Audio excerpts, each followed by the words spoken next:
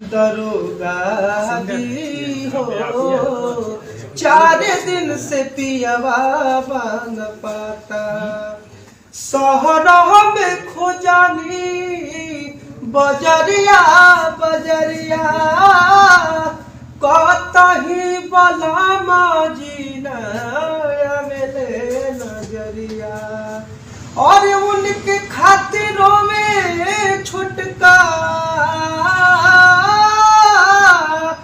उनके खातिरों में छुटका खाना नहीं खाता दरोगा जी हो 4 दिन से पियवा बन पाता। दरोगा जी हो 4 दिन से पियवा बन पाता।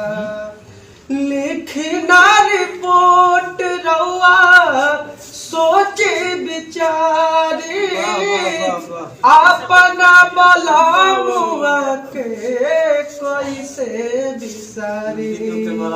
और लिखना रिपोर्ट रउआ सोचे बिचारे कि अपना बलमुआ के कैसे बिसारी। लागता कि सैया हमर हो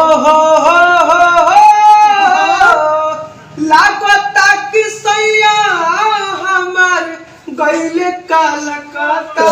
दरोगा जी हो 4 दिन से पियवा बन पाता।